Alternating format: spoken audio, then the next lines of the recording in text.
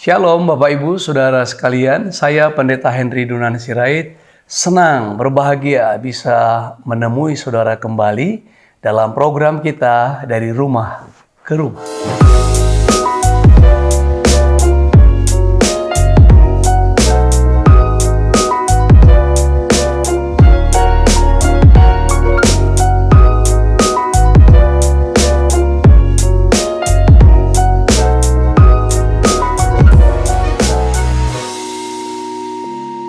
Ya, dengan saya Pendeta Henry Dunan Sirait. Dalam program kita dari rumah ke rumah, kita masih berada pada topik besar hal-hal yang lebih baik, dan episode kali ini kita berada pada pembahasan atau bincang-bincang mengenai nama baik lebih berharga daripada kekayaan. Mari kita berdoa. Bapa yang baik, aku persembahkan bincang-bincang ini, renungan firman ini ke dalam kehendak Tuhan, kuasa Tuhan. Supaya kuasailah sehingga kehendak-Mu tercapai dalam hidup kami. Upaya apapun yang kami lakukan, jika tidak mencapai kehendak dan perkenanan Tuhan, akan menjadi sia-sia.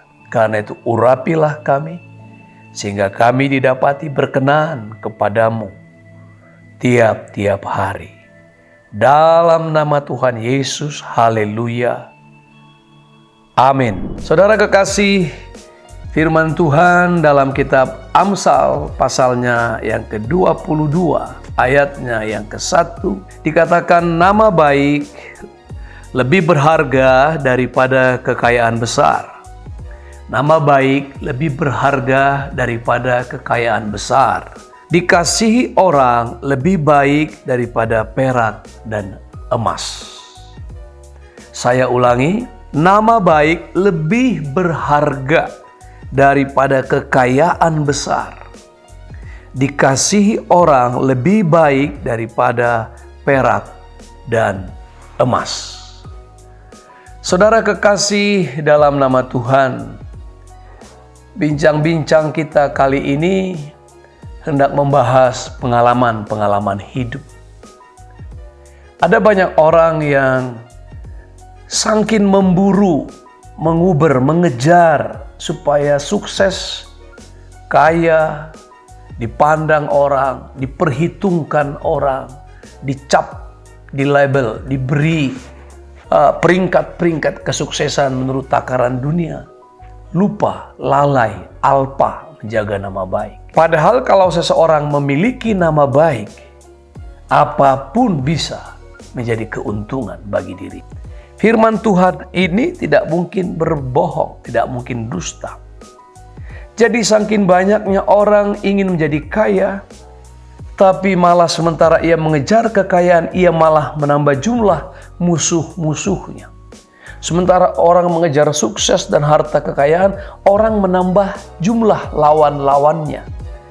Dan ada yang tidak menjadi kaya, tapi musuh sudah banyak. Ada yang tidak menjadi kaya, lawan telah banyak.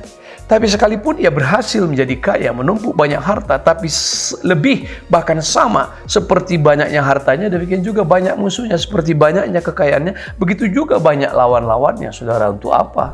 Nah, saudara kekasih dalam nama Tuhan, ada orang yang menjaga nama baiknya sebegitu rupa. Menjaga nama baik sedemikian hati-hati dan sangat cermat. Karena ia sadar bahwa ada harta yang lebih mahal dari apapun, yakni nama baik. Karena kalau seseorang bisa menjaga nama baik, itu luar biasa, saudara. Kepercayaan akan turun pada orang itu. Dipercakapkan dengan manis. Menjadi buah bibir bagi banyak orang, buah tutur bagi banyak orang, bahkan sampai kepada keturunannya. Tidak sedikit kita dengar kisah-kisah bagaimana di antara generasi ketiga orang bercerita bertutur tentang kakek moyang seseorang yang luar biasa dermawan, yang luar biasa harumnya karena suka menolong dan menjaga kehidupannya. Sebab nama baik adalah sesuatu yang laku dijual dimanapun, saudara. Sebab setiap orang yang suka dan memberikan harga yang tinggi kepada nama baik akan selalu beruntung. Jadi nama yang cemar sekalipun disertai banyak harta dan kekayaan adalah seperti bangkai busuk, seperti bau busuk, bau yang menyengat sekalipun disembunyikan, tapi dia bau menyebar, bau menyengat kemana-mana. Saudara kekasih, saya sebagai hamba Tuhan memulai pelayanan di Kota Padang ini tidak mudah sebagai seorang penginjil. Sudah meninggalkan pekerjaan di perusahaannya, lalu membawa istri dan anak-anak. Saya sudah punya anak 3 dan ada 1 anak rohani menjadi 4. Kala itu tinggal di Padang, tidak ada keluarga, tidak ada saudara, daerah yang mayoritas beragama lain. Sukarnya bukan main. Tetapi saudara, ada banyak sekali perkara-perkara ajaib Tuhan lakukan. Hal-hal yang besar Tuhan berikan, perkara-perkara yang menggembirakan, membahagiakan, Tuhan nampakkan sebagai bukti, sebagai konfirmasi dari Allah bahwa Ia memanggil saya. Saudara, bukan tidak sekali 2 kali saya diminta untuk bekerja supaya meninggalkan pelayanan penginjil. Ada perusahaan furniture yang besar, bahkan ekspor, meminta saya untuk bekerja, tapi full time, dan itu akan mengganggu saya. Ada perusahaan atau perhotelan yang meminta saya kerja supaya saya berhenti, tapi itu saya tampik. Ada orang yang meminta saya karena dia lihat punya bakat, punya hobi seni, bisa menata bunga, bisa mendekor dengan bagus, diminta untuk menangani 1 pelayanan bunga, baik bunga papan, krans, papan ucapan, dan dekorasi lainnya. Tapi saya berkata kalau ada modal boleh saya bantu, siapa tenaga kerjanya saya bimbing dulu seminggu atau sebulan, dan itu saya lakukan, saya bimbing sebulan. Dan saya tidak meminta honor apapun. Setelah itu saya lepas, dan saya mohon maaf, saya tidak bisa melakukan itu karena saya sudah punya panggilan khusus menjadi penginjil di Kota Padang pada waktu awal pelayanan saya. Saudara, ini penting. Dan banyak kesempatan-kesempatan lain, bahkan panggilan untuk berada di Kota Jakarta. Dalam beberapa pelayanan, saya pikir saya mundur lagi karena dulu ketika tahun 89-90, saya membuka beberapa persekutuan doa di Jakarta ketika maraknya persekutuan doa kala itu. Di shopping center, di rumah-rumah, tapi itu saya sudah serahkan kepada sahabat-sahabat, pelayan-pelayan yang lain. Tidak mungkin saya mundur lagi, saya harus bertahan terus dalam panggilan saya, passion saya untuk membangun generasi.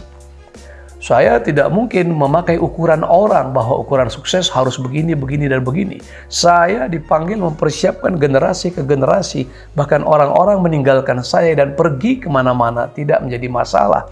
Tetapi saya harus mempertahankan reputasi dan panggilan itu. Nah, saudara kekasih dalam nama Tuhan, saya melihat terus bagaimana ada yang memberikan sebuah rumah, ada yang memberikan perabot-perabotannya lengkap, ada yang memberikan santunan kehidupan sehari-hari, dan ada yang memberikan gedung untuk ibadah lengkap dengan perlengkapannya. Semua gratis, semua oleh kemurahan. Itu sebabnya sangat wajar kalau di kemudian hari ketika saya merintis sebuah jemaat pelayanan menjadi gereja, kita sebut nama jemaatnya Sola Gracia, hanya karena kemurahan Allah. Walaupun konteks hanya karena kemurahan Allah itu berbicara tentang keselamatan. Ketika Martin Luther mengumandangkannya dengan 3 dalilnya itu, sola scriptura, sola gratia, sola fide. Tetapi dalam kehidupan ini pun kita merasakan semuanya only by grace, hanya karena anugerah Tuhan. Jadi orang yang memburu-buru sesuatu sampai mencemarkan nama baik, hendak mendapatkan kekayaan dengan cara-cara yang mencemarkan bukan saja nama pribadi, nama keluarga, bahkan nama Tuhan, akan mengalami kecelakaannya. Itu sebabnya dikatakan di situ, lebih baik orang yang mempertahankan nama baiknya daripada mengejar harta. Saudara, saya mau katakan kepada kita, saya pernah membagikan satu proposal kepada seseorang. Saya tidak etis menyebutkan namanya. Karena saya melayani mahasiswa, generasi-generasi muda, lalu saya terus terang membutuhkan banyak dana sebenarnya. Anak-anak muda tidak ada penghasilan, no profit. Tapi generasi muda ini harus dibawa, dibimbing, diselamatkan, dilatih, dibentuk, dipersiapkan. Setelah kita reaching membawa mereka kepada Tuhan, lalu building, membangun mereka, dan sending, mengutus mereka kembali.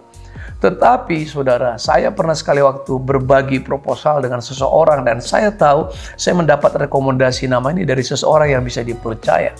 Saya datang ke rumahnya dan mereka datang keluar, tidak memperbolehkan saya masuk. Dan mereka bercakap-cakap dengan saya di pintu rumah saja, lalu berkata, maaf ya Pak, saya pikir ini yang kami mau berikan ke Bapak, dikasih amplop, lalu kami pergi ya, dan ini waktunya tidak tepat. Lalu mereka pergi, mereka tinggalkan saya. Lalu saya merenung, saya berkata, Tuhan, atas dasar apa saya mendapat ini? Saya buka amplopnya, saya lihat sejumlah uang dan sangat memadai. Tapi saya pikir atas dasar apa? Beliau belum membaca proposal saya, belum sempat berbincang, belum berbagi pengalaman dan kebenaran, lalu itu diberi. Saya kan bukan peminta-minta dan saya bukan pemalak. Saya bukan preman yang meminta uang lapangan, uang kebersihan, atau uang keamanan dan lain-lain. Saya langsung berpikir ini uang harus saya kembalikan kepada mereka. Saya pergi keluar cari toko atau warung yang jual kertas dan pena, lalu saya ambil kertas pena, saya tulis, saya buat surat dan saya masukkan uang, saya kembalikan. Saya pergi ke rumah, saya beri ke membantunya, tolong titip salam sama Bapak dan Ibu, sampaikan ini kembali. Dan saudara tahu, beberapa bulan kemudian saya mendapat telepon. Dan ternyata yang menelpon itu adalah orang tadi. Saudara Kristen tadi, suami istri. Dan akhirnya kami punya hubungan yang baik. Beliau menjadi sahabat dalam pelayanan, mengundang berkali-kali saya pelayanan ke Jakarta, dan juga acap kali memberikan santunan donasi terhadap pelayanan. Karena saya tahu nama baik jauh lebih penting dari uang. Nama baik jauh lebih penting dari harta kekayaan. Akhirnya saudara, kita tahu bahwa semua yang kita lakukan, apapun, adalah harus ukurannya menyenangkan hati Tuhan. Menjaga nama baik lebih penting daripada memburu harta. Menjaga nama baik, bahkan nama baik keluarga, keturunan. Karena firman Tuhan pun berkata, kebanggaan bagi anak cucu adalah nenek moyangnya. Dia bangga kalau kakek neneknya hidup benar, hidup bersih. Dia bangga kalau kakek neneknya mewariskan kebaikan kepada keluarga, keharuman kepada keluarga, daripada harta kekayaan yang didapati dengan cara tidak benar. Saya berdoa terus supaya kita mengerti kebenaran ini. Dan Tuhan memberkati kita. Masih dari saya, Pendeta Henry Dunan Sirait, dari rumah ke rumah. Sampai bertemu kembali pada episode berikutnya. Shalom, Tuhan Yesus memberkati. Haleluya.